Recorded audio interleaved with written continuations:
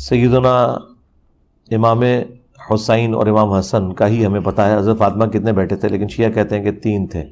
نہیں، یہ 2 ہی، امام حسن اور حسین ہی ہیں علیہم السلام. حقیقت یہ ہے کہ سیدہ فاطمہ رضی اللہ تعالی عنہا کے 3 بیٹے تھے، حسن، حسین، محسن رضی اللہ تعالی عنہم. اس لیے مرزا جیلمی کی یہ بات درست نہیں ہے، اور تیسرے بیٹے کا ثبوت ہم ان کتابوں سے پیش کرتے ہیں جن کا تذکرہ خود مرزا اکثر کرتا رہتا ہے. نمبر 1، حافظ ابن عبد البر رحمۃ اللہ علیہ کی کتاب الاستیعاب. نمبر 2، ابن اثیر جزری رحمۃ اللہ علیہ کی کتاب اسد الغابہ 4688 نمبر. نمبر 3، حافظ ابن حجر اسقلانی رحمۃ اللہ علیہ کی کتاب الاصابہ 8308 نمبر. یہ 3 کتابیں وہ ہیں جن کا تذکرہ مرزا اکثر کرتا رہتا ہے اور ان کو اہل سنت کی مین سٹریم کی کتابیں مانتا ہے.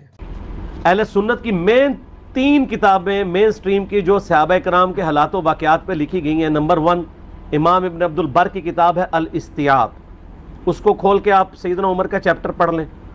دوسری کتاب اسد الغابہ، امام ابن اثیر المتوفہ 630 ہجری، وہ پڑھ لیں. اور اس کی شرح لکھی ابن حجر اسقلانی المتوفہ 852 ہجری، الاصابہ.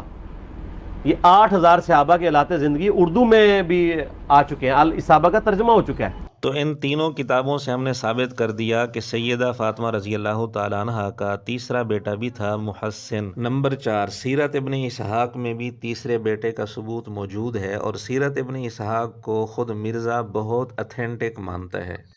پھر سیرت میں جو سب سے اتھینٹک کتاب ہے محمد بن اسحاق کی، جس سے انہوں نے یہ روایت لی ہے. نمبر 5، مشکات جو مرزے کے سامنے ٹیبل پر رکھی ہوتی ہے، اس کے مصنف کی ایک اور کتاب ہے الاکمال فی اسماء الرجال.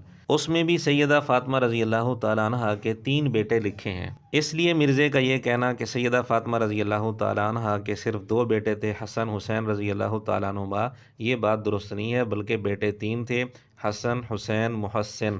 البتہ محسن بچپن میں فوت ہو گئے تھے. بہرحال اس پر فی الحال 5 حوالے آپ کے سامنے پیش کیے گئے ہیں، اور بھی حوالے اس پر پیش کیے جا سکتے ہیں.